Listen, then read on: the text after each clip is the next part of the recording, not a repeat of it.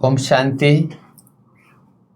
हमारा सभी प्रिय दर्शकों को बहुत बहुत शुभ भावना और शुभकामना के साथ पहले हम शुरू करते हैं बाप दादा को आह्वान करते हुए, फिर हमारा एपिसोड को आरंभ करेंगे।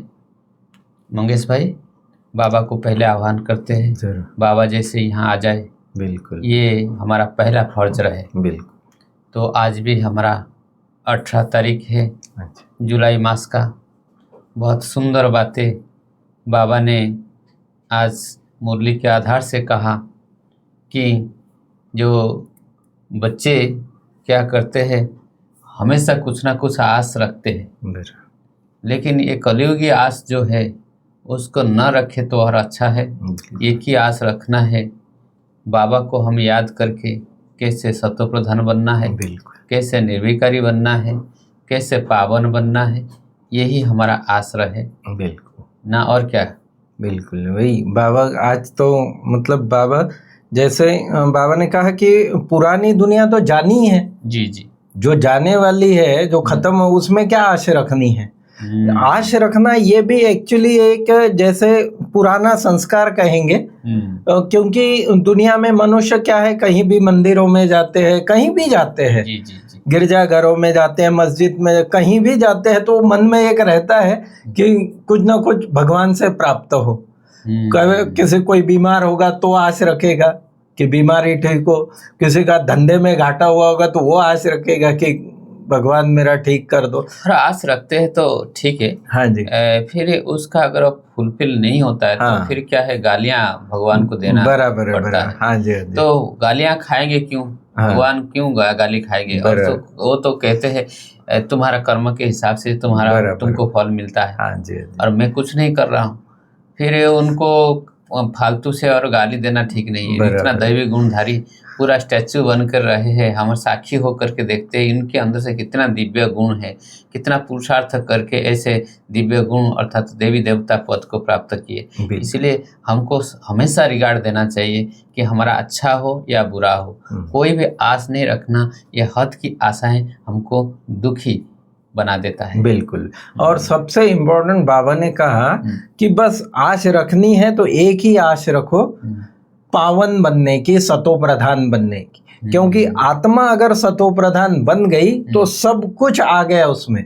मनुष्य क्या चाहते हैं, कोई पुत्र चाहते हैं, कोई धन चाहते हैं, कोई शिक्षा चाहते हैं, बाबा कहते हैं कोई आयु लंबी चाहते हैं। बाबा कहते हैं अगर आत्मा सतो प्रधान बन गई तो A to Z जो भी आपकी मनोकामनाएं हैं, चाहे वो स्थूल भी है, वो सारी ही पूर्ण हो जाएगी। जैसे कहावत है कि हाथी के पाँव में सब आ जाता है। तो ऐसे ही अगर ये आत्मा को पवित्र बनाने की, शुद्ध बनाने की, सतो प्रधान बनाने की ये अगर आश रखे तो बाकी सब आशाएं। इसलिए बाबा ने कहा कि मीठे बच्चे में आज कहा कि इस पुरानी दुनिया से जो भी आस रखते हैं उसको सबको भूल जाना है। बिल्कुल। और एक ही आस रखना है, क्या दे हमको सतो प्रधान बनना है, घर जाना है। ये आस हमको रखना है, जल्दी जल्दी संपन्न और संपूर्ण बनना है। और बाबा ने आगे क्या और ऐड किया, बाबा कहते हैं इस नर्क में, ये तो सारी दुनिया मानती है कि कलयुग है, नर्क है, ये इस नर्क में कोई भी कामना नहीं रखनी है। धन की भी कामना नहीं रखो, बहुत धन हो, बड़ी नौकरी मिले, यह भी जास्ती तमन्ना नहीं रखनी है।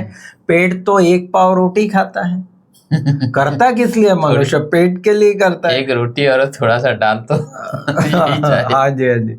तो बाबा कहते हैं जास्ती लोभ में नहीं रहना है। ये मुख्य शिक्षा है आज बाबा की, क्योंकि इनके इसमें ज्यादा बुद्धि चली जाती है तो फिर बाबा से जो प्राप्ति होनी चाहिए वो नहीं होती। जो मुख्य जो बात है ना, 5 विकार के ऊपर, अगर उसके ऊपर हम विजय प्राप्त कर लेंगे तो फिर हमको आगे के लिए हमारा रास्ता बिल्कुल क्लीन और क्लियर हो जाएगा। हमारा जब भी बाबा कह रहे, हमारा पुरुषार्थ एक ही पॉइंट पर है कि हमको संपन्न और संपूर्ण बनने के लिए संपूर्ण निर्विकारी बनना है। कोई इस ऋंचक मात्र हमारा विकार ना रहे। हमको जब जाना है और ऐसे नहीं अगर विकार रह जाए और हाँ इस कैसे भी अगर मान लीजिए कोई एक्सीडेंट हो गया कि फलाना हो गया, अकाल मृत्यु से कोई शरीर छोड़ देते हैं, तो फिर विकार ही वहीं रह जाता है। बराबर। तो बाबा भी कभी कभी कहते हैं कि बच्चे अभी अगर शरीर छोड़ेंगे तो कौन सी पद मिलेगा, आप कभी ये सोच रहे? हाँ जी। तो इसलिए एवर रेडी बन करके रहो। हाँ जी। इसलिए बाबा ने हमेशा ही ये हमको याद दिलाते हैं। वही बाबा ने फिर समय का इशारा दिया कि बाबा कहता है अभी समय बहुत कम है, तुम अगर बाप के श्रीमत पर नहीं चलेंगे तो श्रेष्ठ नहीं बनेंगे।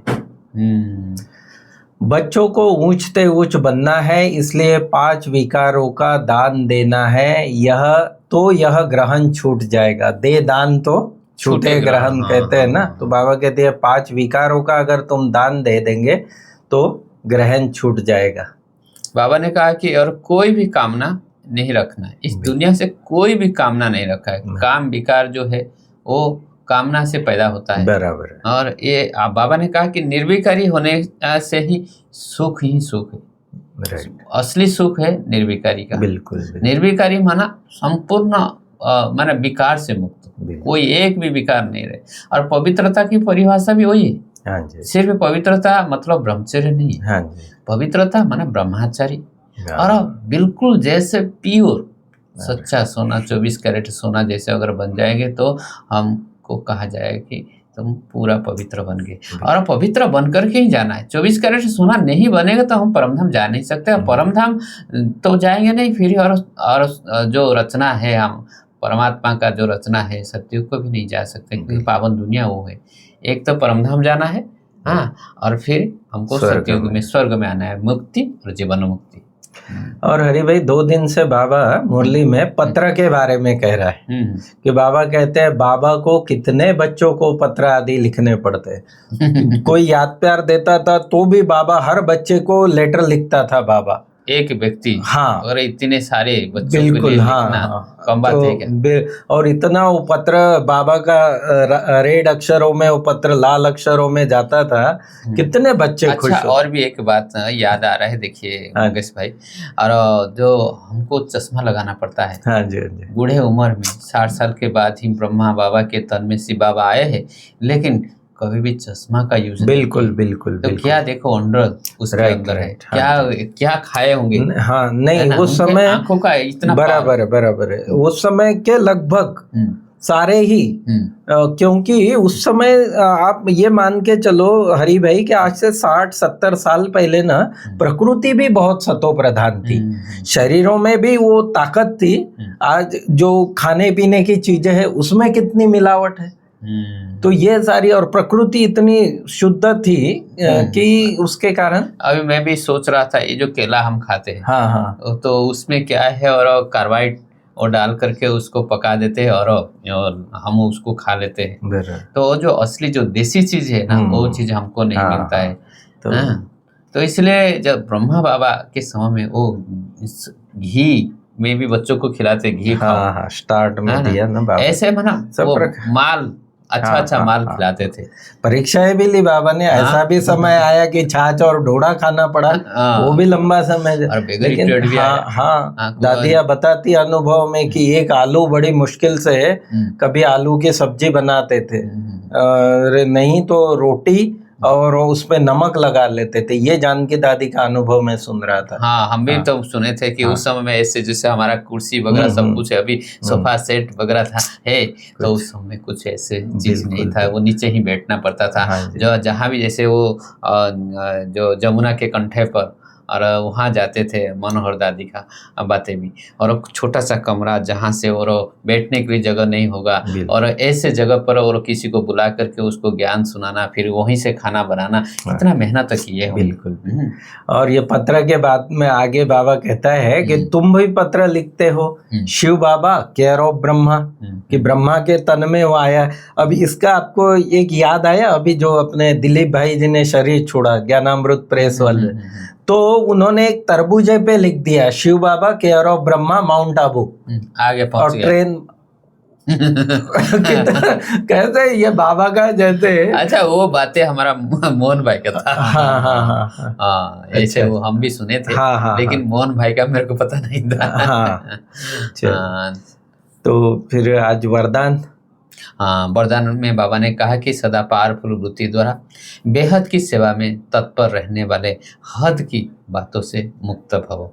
इसमें बाबा ने विस्तार में कहा, जैसे साकार बाप को सेवा के सिवाय कुछ भी दिखाई नहीं देता था, ऐसे आप बच्चों भी अपने पावरफुल वृत्ति द्वारा बेहद की सेवा पर सदा तत्पर रहो, तो हद की बातें स्वतः ही खत्म हो जाएगी। तो हद की बातों में समय देना, यह भी गुड़ियों का खेल जैसे है। तो जिसमें समय और एनर्जी भी वेस्ट जाती है, इसलिए छोटी छोटी बातों में समय या जो जमा की हुई जो शक्तियाँ व्यर्थ नहीं गवाओ। बिल्कुल, बहुत अच्छा डायरेक्शन है। ये हद की बातों में समय नहीं देना है। हद की बातों जो है हम हमेशा ही करते हैं, जैसे लौकिक का बात है। बेहद का है, हम जैसे परमात्मा के अर्थ से जो कार्य करते हैं वो बेहद का अर्थ होता है। जैसे सभी के लिए करते हैं, एक मास के लिए करते हैं, विश्व के लिए करते हैं, ये बेहद का अर्थ हो गया।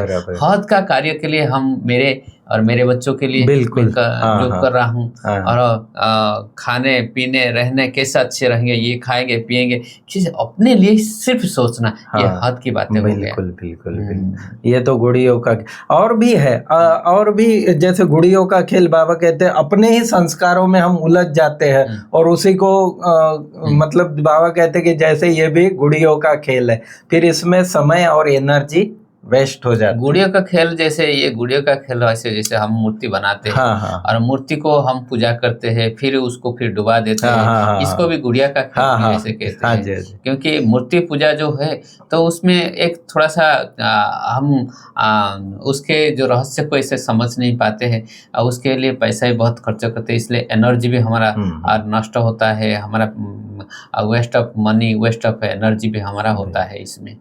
और फिर जो बात बाबा ने कही कि छोटी छोटी बातों में समय व जमा की हुई शक्तियां व्यर्थ नहीं गमाओ।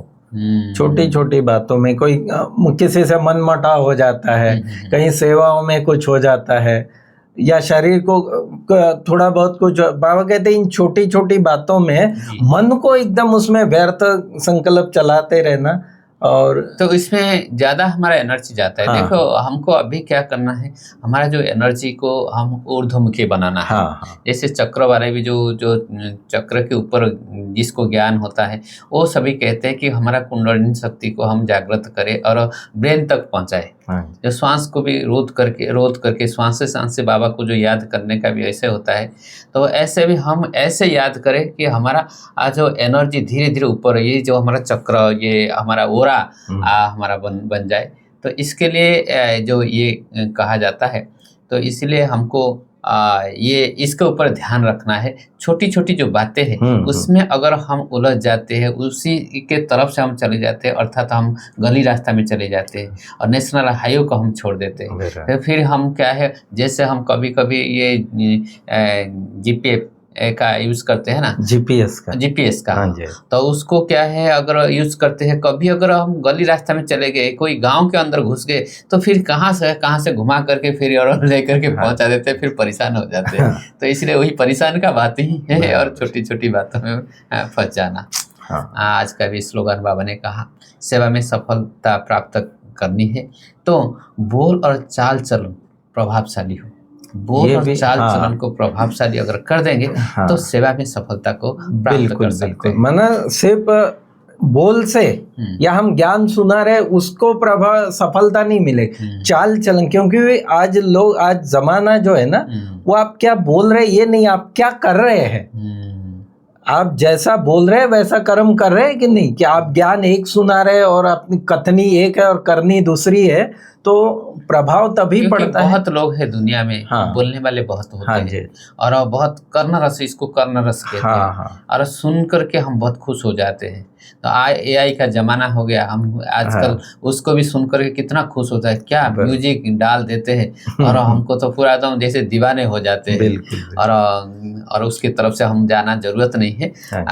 अव्यक्त इशारा आज है, जड़ा स्वरूप स्थिति में रह करके शक्तिशाली याद का अनुभव करना है। समा प्रमाण अब सर्व ब्राह्मण आत्माओं को समीप लाते हुए जड़ा स्वरूप का वायुमंडल बनाने की हमको सेवा करनी है। तो उसके लिए चाहे भट्टियां भी कर सकते हैं, संगठित होकर के रुरियान भी कर सकते हैं। ज्वाला स्वरूप का अनुभव करना है, अर्थात हम क्या है, जो योग के अंदर जैसे अग्नि पैदा करें। शक्तिशाली स्थिति हाँ, है। तो इसी सेवा में हमको लगना है, छोटी छोटी बातों को सहज परिवर्तन कर सकते हैं और जला करके भस्म कर सकते हैं जो हमारा कमी कमजोरियां हैं। तो आज समय हो गया, ओम शांति। तो ओम शांति करते हैं। सभी दर्शकों को बहुत बहुत धन्यवाद देते हैं। हमारा कार्यक्रम कैसे लग रहा है ज़रूर कमेंट के आधार से बताएंगे। हमारे साथ भी स्टूडियो में कैमरामैन पीछे बैकग्राउंड में रहते हैं, लेकिन बहुत सेवा करते हैं, लेकिन उनको कोई याद नहीं करते। जैसे शिव बाबा डायरेक्टर है, शिव बाबा को वो पीछे रख दिए। श्री कृष्ण जो एक्टर है, हीरो पार्टधारी है, उनको सब ले आते। हम दोनों को सब याद करते हैं। हमारे पीछे सुरेंद्र भाई है, उनको भी कभी कभी याद करना पड़ता है, और उनको भी कभी कभी हम हमारे सामने लेके आएंगे कैमरा के सामने। ठीक है, आज यहाँ से हम समाप्त करते हैं। अच्छा, ओम शांति।